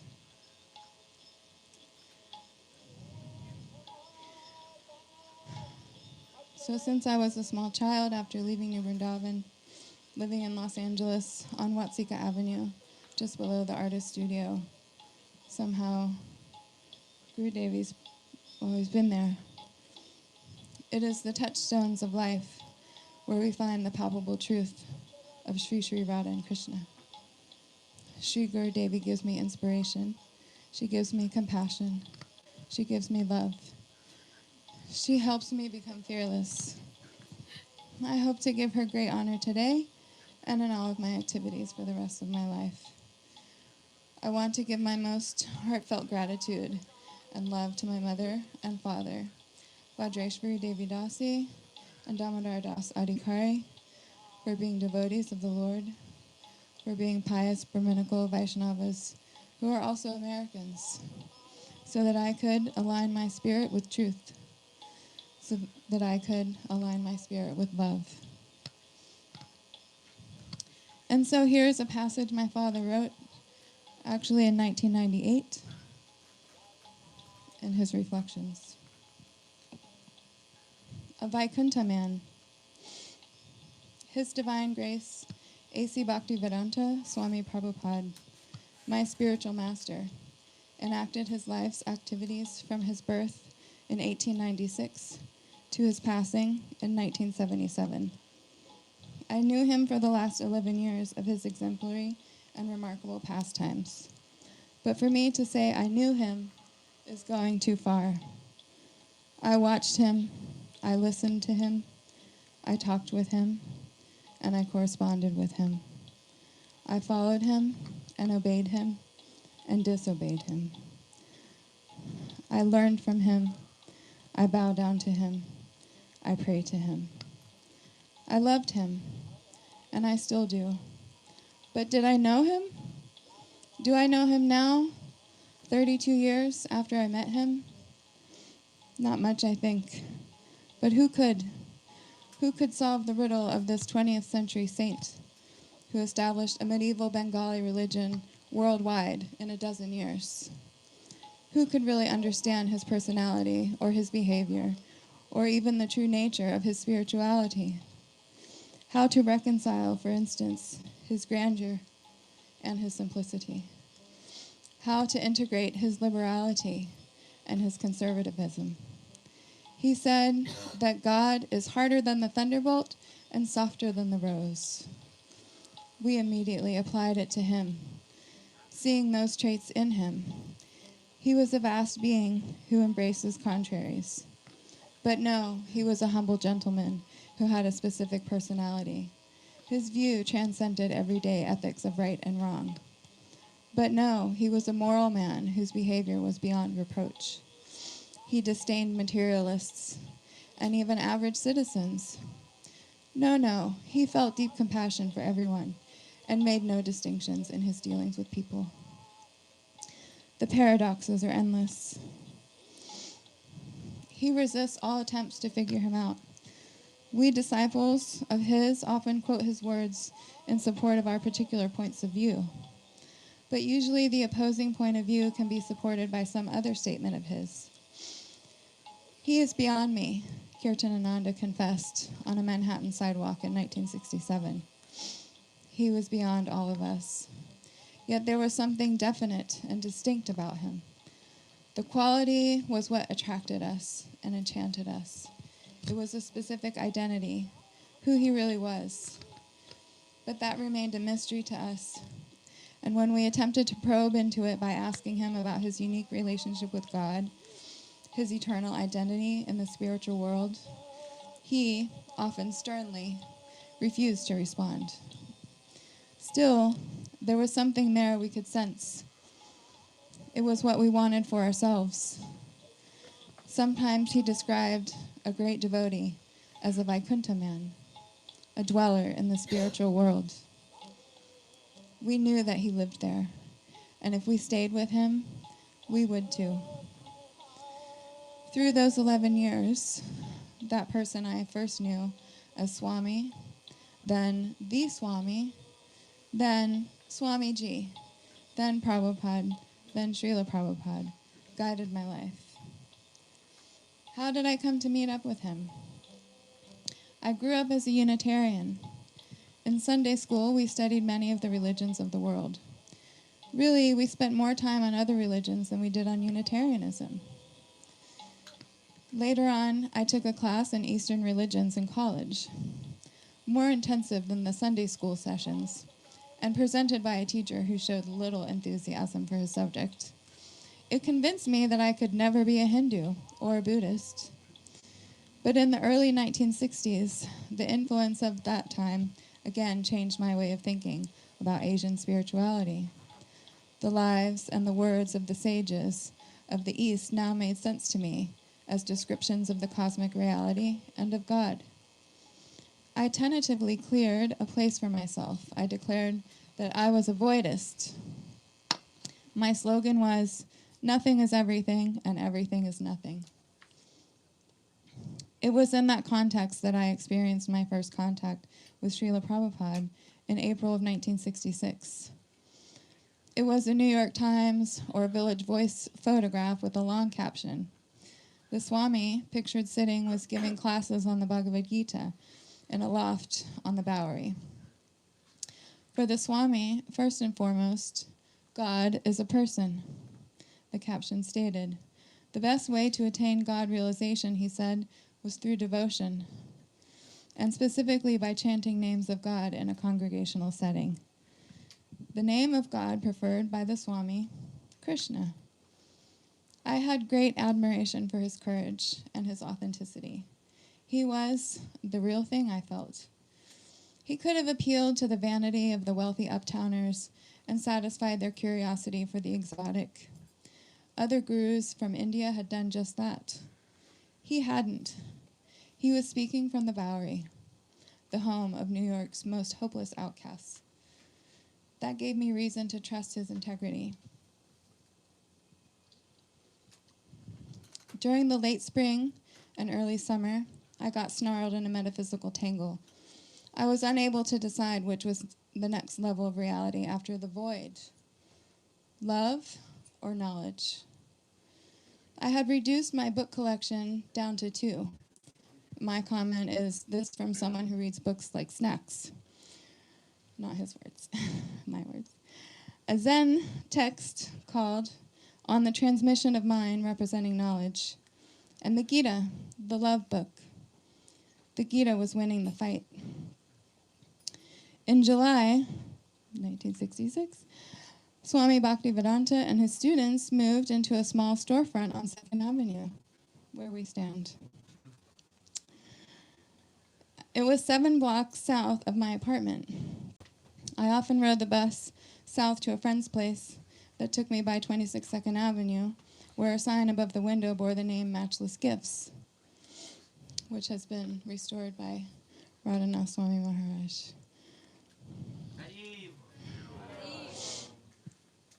The first few times I went by, he's on the bus, I didn't see anything going on inside. The Matchless Gift Store had gone out of business. But one early evening, the lights were on.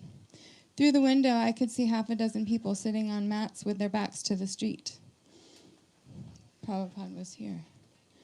Facing them and me, as the bus was going by there, at the far end of the room, here, was a golden glow.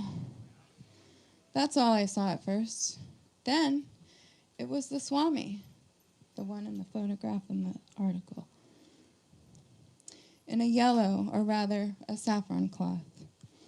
Yet he was a magnet, or a source of energy more than human. I felt more like he was a principle or a goal. I was scared. Scared because I was attracted, and I knew what that attraction meant. I knew I would have to give up all kinds of things. I would have to commit myself to a path that would lead me to an unknown world, far more vast and more disconnected from my present understanding than anything I could imagine. The impressions came to me in 3 or 4 seconds, allowed to me by the fast-moving bus as he went by. I was shaken during the late summer and early fall of 1966.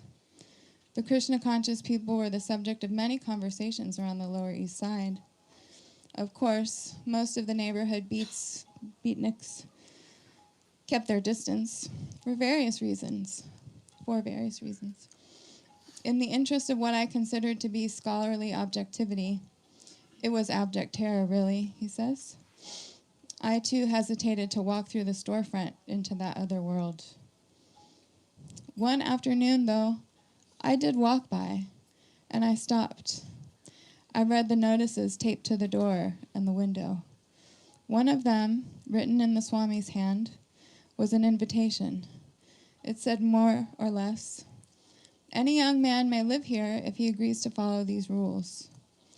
A list of abstinences and duties was then given.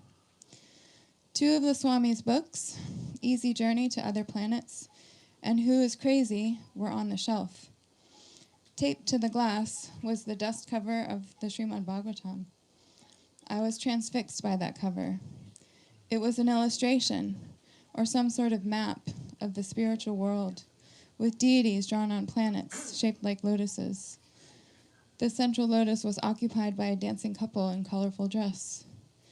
The implications were too stunning for me to consider, but in my astonished state of mind, I was somehow prepared to take in the dominant image in the window. It was an oil painting, perhaps 2 by 3 feet in size, propped up for public display. Bare-chested, yellow-robed male figures with upraised arms and upraised eyes were dancing. Some swayed with garlands of flowers draped down their fronts. One figure crouched slightly while beating on a drum hung on a neck strap. There were other instruments. All the worshippers were evidently in an ecstatic mood. They looked like they had been transported into that other world, the one that used to scare me. But now, on looking at the painting, it called out to me with a promise of deep satisfaction and divine enjoyment. I didn't know what was going on inside me. All I could say was, that is what I need. Then a neighborhood avant-garde newspaper, the East Village, published an issue in mid-October. Its front page filled up with a large photo of the Swami standing under a tree as he spoke to a crowd in Tompkins Square Park. The headline above the photo shouted, "Save Earth Now." Under the photo was a mantra, Hare Krishna, Krishna Krishna, Hare Hare, Hare Rama, Rama Rama, Hare Hare. Inside was a long article on Swami Bhaktivedanta and his disciples. Included was an announcement that the Krishna people would be holding outdoor gatherings every Sunday at the park. They would chant the mantra and the Swami would speak. It was only a block and a half from my apartment. I decided to go the next Sunday. That was October 1966. I think maybe the same day you were also going. The day was sunny and mild. As we entered the park, and there's actually a picture of this that will follow. As we entered, exactly what to listen for. I had imagined the chanting would be pronounced in a low-pitched monotone, like some Tibetan Buddhist ceremonies I had heard on LPs. This despite the joyful singing in the painting in the window. By now, everyone knows what I saw and heard. Although the Swami was the only one dressed in a traditional wrapped cloth, and he was sitting down batting on a little wooden bongo drum, the souls dancing in an inner circle of adepts next to him included several who were enraptured, pacing around in a circle, perhaps 10 feet in diameter. Their arms were raised in supplication, as in the painting, which is the non-dissimilar, very similar to the painting that is... Okay. You can see this similar painting hanging in the window.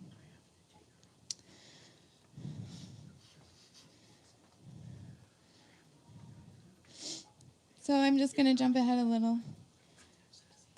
Yeah. So, in closing, among Srila Prabhupada's perfections was his gentlemanly behavior. In preparation for his return to New York in 1969, the devotees worked hard to fix up and paint his apartment here on the 2nd Avenue floor of the rear courtyard building at 26 2nd Avenue. As Prabhupada climbed the stairs and saw the rooms through the open door, he said, "This is my old home," and melted our hearts. He knew we wanted him to stay there forever and never leave.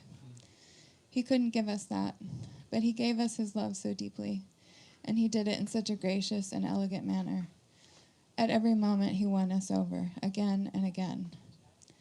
We couldn't resist him because he was a gentleman. If I had not been there with Srila Prabhupada for days and weeks and months, my life would be nothing but dry, tattered scraps. The sound of the words from his mouth was like a ripe, delicious mango, and it drove you mad for more. His eyes were like swans, illuminated by flashes of lightning. His hands danced, and his lotus feet protected the entire cosmos. There was nothing material about his physical presence. His body was not, in fact, of the material world. The sight of him blessed our eyes with spiritual vision. For on seeing him, we gazed into the kingdom of God.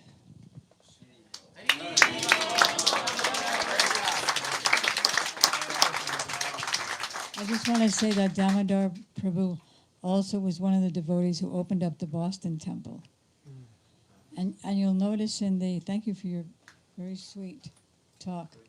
You'll notice in the video, and also here is the mantra. So I painted the first sign in that kind of Indian letters. And Prabhupada told me to make a sign, a Hare Krishna mantra sign, under every single painting in the temple. And I said, just Hare Krishna? And Prabhupada said, what else is there? Damodar Prabhu ki jai. Jadurani Devi ki jai. Srila Prabhupada ki jai. Thank you for bearing with us through a difficult evening in terms of it's just so crowded. Appreciate your patience. Can we have like a very brief kirtan, like a 5-minute kirtan? Okay, thank you. And then they'll bring the prasadam in, and then I'll just make a few brief announcements, and then prasadam will be served. Thank you. Hare Krishna.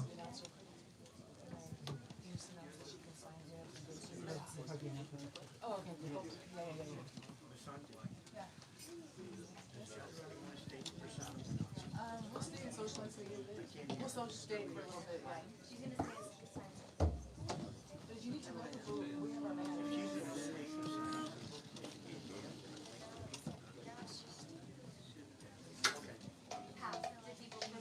She's okay. Yes.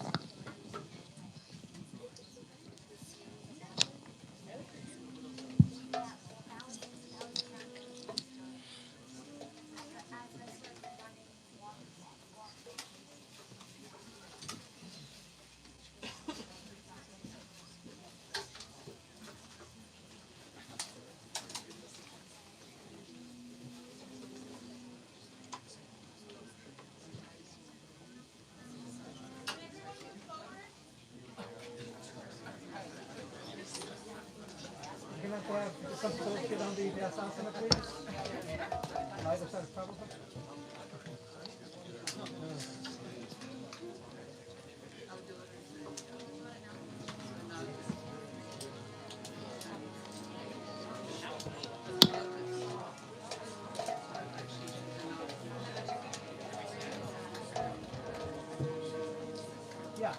Shri Krishna Chaitanya Prabhu Nityananda Shri Advaita Gadadhara Shivasadi Gaura Bhaktavrinda.